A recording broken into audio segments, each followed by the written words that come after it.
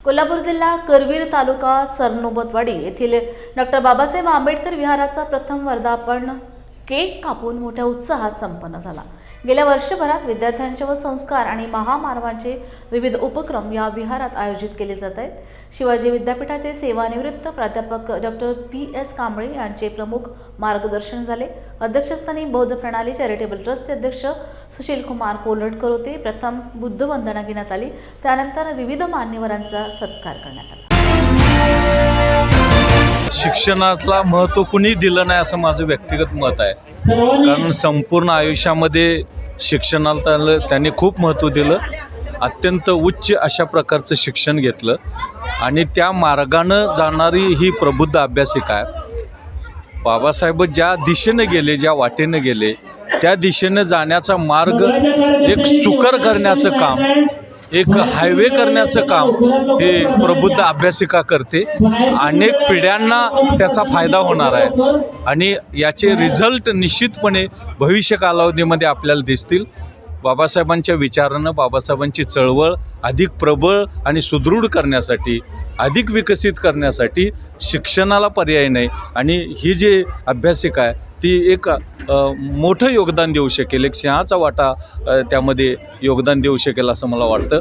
अशाच प्रकारचे उपक्रम या जिल्ह्यामध्ये नाही, राज्यामध्ये, देशामध्ये सगळीकडं हे उपक्रम राबवायला पाहिजे। तर खऱ्या अर्थानं हा जो बहुजन वंचित घटक आहे, अनुसूचित जाती जमातीमधला घटक आहे, तो प्रगत होऊ शकेल, समाज प्रगत होऊ शकेल, देश प्रगत होऊ शकेल आणि मग खऱ्या अर्थानं जगामध्ये जे आपल्याला साध्य करायचं आहे ते साध्य करण्यासाठी मदत होऊ शकेल। जे काय प्रश्न आहेत त्या प्रश्नाची सगळी उत्तरं बाबासाहेबांनी दिलेली आहेत। फक्त गरज आहे बाबासाहेबांना समजून घेणं आणि ती कृतीमध्ये आणणं, धोरणामध्ये समाविष्ट करणं आणि त्याची अंमलबजावणी प्रामाणिकपणे करण्याचा प्रयत्न करणं। असं जर केलं तर या देशापुढची, या राज्यापुढची, या जिल्ह्यापुढचे सगळे जे आर्थिक सामाजिक प्रश्न आहेत ते सोडवण्यामध्ये बाबासाहेबांचं योगदान हे आजसुद्धा अत्यंत महत्त्वाचं आहे। स्वातंत्र्यपूर्व कालावधीपासून आजसुद्धा बाबासाहेब तेवढेच महत्त्वाचे आहेत, जे अगोदर होते तेवढंच महत्त्व आजसुद्धा आहे असं मला वाटतं। पुनश्च या प्रबुद्ध अभ्यासिकेला खूप मनापासून धन्यवाद देतो। काम करणारे हे जे सगळे फार मोठे शिलेदार आहेत त्यांना खूप शुभेच्छा देतो आणि थांबतो। धन्यवाद। आज 1 वर्ष झालं प्रबुद्ध अभ्यासिकेचा हा पहिला वर्धापन दिन आहे आणि या पहिल्या वर्धापन दिनाच्या निमित्तानं खरं तर ही अभ्यासिका विहारामध्ये आहे आणि विहारामध्ये चालू केल्यामुळं हे विहार अभ्यासिकाचं केंद्र झालेलं आहे आणि कोल्हापूर जिल्ह्यातले विहार ज्यावेळेला मी बघतो त्यावेळेला बंद पडलेले दिसतात किंवा तिथं फक्त धम्मवर्ग चालू असतात। धम्मवर्ग कुणासाठी आहेत? धम्मवर्ग हा एका विशिष्ट समाजासाठी धम्मवर्गाचं अध्ययन केलं जातं, परंतु अभ्यासिकेचा अध्ययनासाठी ज्या वेळेला उपाय केला जातो त्यावेळेला एकमेव ठिकाण असं आहे की ते विहार आहे आणि त्या विहारामध्ये विविध विषयावर चर्चा होणं गरजेचं आहे। बाबासाहेबांनी ज्या वेळेला सांगितलं की विहाराकडं चला, तर असं नाही की ते एखाद्या देवळाकडे चला अशा पद्धतीनं सांगितलेलं नाही आहे।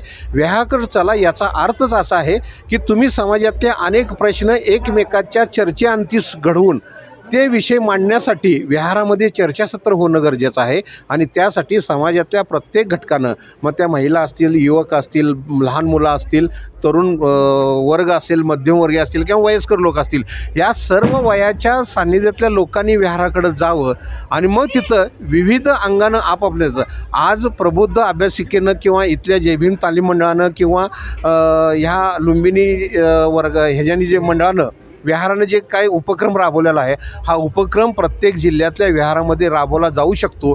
फक्त इथल्यासारखे शिलेदार तिथं निर्माण होणं गरजेचं आहे आणि ते करण्याचा प्रयत्न या प्रबुद्ध अभ्यासिकेच्या माध्यमातून सुद्धा होऊ शकतो आणि यांचा आदर्श घेऊन कोल्हापूर जिल्हा हा धम्ममय करू शकतो। धन्यवाद। प्राध्यापक असतील किंवा माध्यमिक शिक्षक असतील यांनी जर झोकून देऊन जर काम केलं या ठिकाणी, कारण बाबासाहेबांनी आपले 32 डिग्र्या समर्पित केले केवळ आपल्या समाजासाठी। त्याने जर केवळ आपलाच विचार केला असता, आपल्या कुटुंबाचा विचार केला असताना तर आज आपल्याला दिवस आले नसते। मग आपण समाजासाठी काहीतरी केलं पाहिजे, समाजाचं भान असलं पाहिजे हे म्हणणं सोपं आहे, पण प्रत्यक्ष ते कृतीमध्ये आणणं इतकं सोपं नसतं। हा प्रवास आमचा चालू आहे, हे जे करत आहे हे इतकं सोपं नाही, हे कठीण फार आहे। इथं आल्यानंतर प्रत्येक व्यक्तीला वाटतं इथं पाहिल्यानंतर की आपण पण आता जाऊन दुसरीकडे आपण असं सुरू करायचं, पण प्रत्यक्षात तसं होत नाही, हे स्वप्न वाटतं ते पुढे त्या ठिकाणी।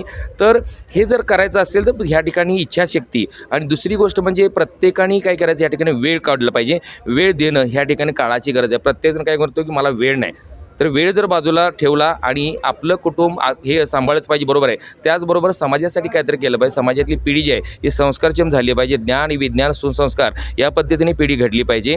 अंधश्रद्धेपासून हा समाज बाजूला गेला पाहिजे. आणि जर तुम्ही या समाजातील मुलांना शिकवण्याचं जर काम केलं तर तुम्ही समाजाला जे सांगाल ते समाज तुमचा ऐकू शकतो. कारण मी तर या ठिकाणी बऱ्याच वेळा समाजाला धमकी देण्याचा प्रयत्न केला की जर मी जे सांगतोय म्हणण्यापेक्षा बाबासाहेबांचं स्वप्न काय होतं की 22 प्रतिज्ञा तुम्ही अंमलात आणल्या पाहिजे. 1956ला बाबासाहेबांना 22 प्रतिज्ञा दिल्या, मात्र त्यातले किती अंमलात आणल्या आजपर्यंत मला वाटतं कुणी अंमलात आणलेलं नाही, फक्त बोललं जातं, प्रत्यक्षात तसं काही होत नाही. मग गणपती बसवण्याचा सण असेल म्हणा, कुठलेही सण म्हणा, इथे केले जातात. पण मी बऱ्याच वेळा धमकी दिली की तुम्हाला ते पाहिजे की खांडेकर सर आणि मी पाहिजे, मग तुमच्या मुलांचं भविष्य तुम्हाला पाहिजे आहे का ते पाहिजे. तर या ठिकाणी पालकांनी एवढं सांगितलं आम्हाला, सर आम्ही हळूहळू याच्यातून बाहेर पडतो, पण आमच्या मुलांसाठी तुम्ही जे काही दोघंजण करत आहात किंवा तुमची जी काही टीम करत आहे त्याच्यातून तुम्ही बाजूला जाऊ नका, कारण तुम्ही आमच्यासाठी आशेचं किरण आहात आणि आमच्यामध्ये एक वेगळी ऊर्जा निर्माण केलं आहे. म्हणजे आपण समाजासाठी काय जर केलं तर निश्चितच समाज आपल्यासाठी करत असतो वेगळ्या पद्धतीने. आणि आजचा हा जो काही देखणा कार्यक्रम जो झाला त्याला कारण तेच आहे, आम्ही काहीच नाही केलं, फक्त आम्ही करतोय, बरोबर आहे. पण या ठिकाणी हे जे सगळं केलं त्यांनी का केलं तर हे लोक आपल्यासाठी काहीतरी करतात, आपलं घरदार सोडून त्या ठिकाणी आपला वेळ देतात. त्यागाची भावना नुसतं आपण सांगत असतो, पण त्याग म्हणजे नेमकं काय तर हे कृतीतून आपण दाखवलं तर निश्चित तुमच्या पाठीमागे समाज उभा राहू शकतो. आणि अशाच प्रकारच्या अभ्यासिका इतर ठिकाणी उभा राहाव्यात आणि संपूर्ण मला वाटते समाज आपला निश्चितच सुधारेल अशा अपेक्षा मला वाटते. आणि या ठिकाणी मी माझं मनोगत मी थांबवतो. करण्याआधी पहिले 1 डिसेंबरपासून प्रधान सर, खांडेकर सर आणि आमचे अशोकदादा यांनी एक अशी मोहीम राबवली की आमच्या समाजात की शासन आपल्या दारी जसा हे प्रकल्प होता तसं शिक्षक आपल्या दारी ही एक प्रकल्प त्यांनी हे केलं. आणि आमच्या घरोघरी आलेत, घरची परिस्थिती काय आहे, विद्यार्थी काय करतोय किंवा त्याचे पालक सध्या काय करत आहेत आणि कसं चालला आहे हा समाज, याचा सर्वे पहिला सरांनी केला.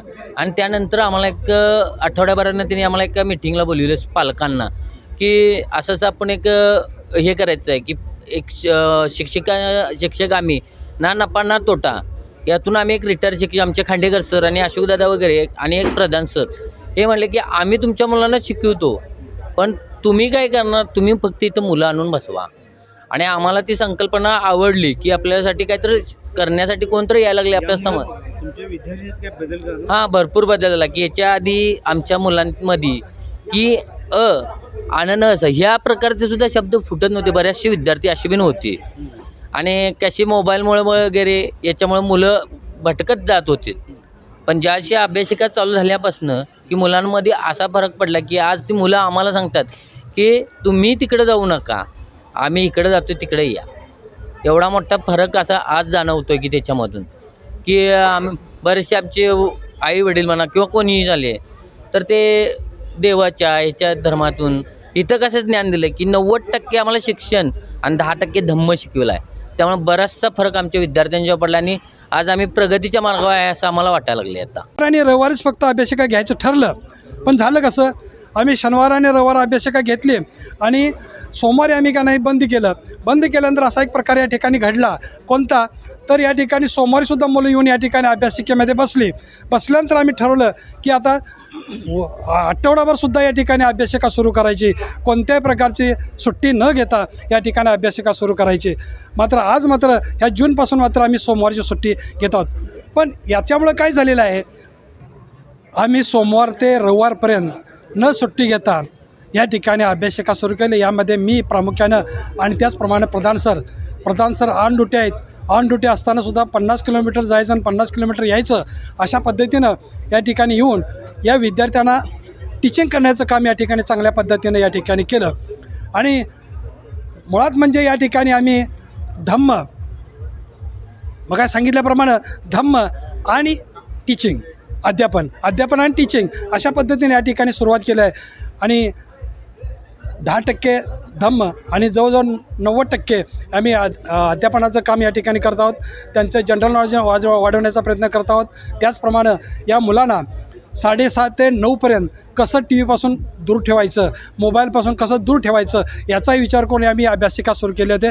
आणि आज मुलं या गल्लीमध्ये फिरत होते. ज्यावेळा अभ्यासिका नव्हती त्यावेळा या ठिकाणी मुलं गल्लीमध्ये फिरत होते, पण आज या गल्लीमध्ये 7:30 ते 9पर्यंत एकही मुलगा फिरलेला तुम्हाला दिसत नाही. अशा प्रकारची प्रगती झाली आपल्याला बघायला मिळते. एवढंच नव्हे, या ठिकाणी या सरनोबतवाडीमध्ये एक मराठी शाळा आहे आणि त्याचप्रमाणे हायस्कूल आहे. तर या समाजाचा एकही विद्यार्थी पहिला, दुसरा, तिसरा आलेला नव्हता. पण यावर्षी अभ्यासिका सुरू केल्यानंतर 8वीच्या वर्गामध्ये आमच्या अभ्यासिकेचे पहिला नंबर, दुसरा नंबर, तिसरा नंबर, सलग 3 या ठिकाणी आलेले आपल्याला बघायला मिळतात. एवढी चांगल्या प्रकारची प्रगती झालेली आपल्याला बघायला मिळते. खरोखरच या अभ्यासिकेनं या मुलांच्या गुणवत्तेमध्ये निश्चितपणे वाढ झाली आहे. जसं आम्ही बिरुद्धवाक्य घेतलेलं आहे, एकच ध्यास गुणवत्ता विकास, हे बिरुद्ध घेऊन आम्ही या ठिकाणी जी अभ्यासिका सुरू केली त्याप्रमाणे या विद्यार्थ्यांच्यामध्ये गुणवत्ता विकास होत असलेला आपल्याला बघायला मिळतो. इथून पुढं सुद्धा चांगल्या प्रकारचा होईल असं एवढं बोलून या ठिकाणी मी थांबतो.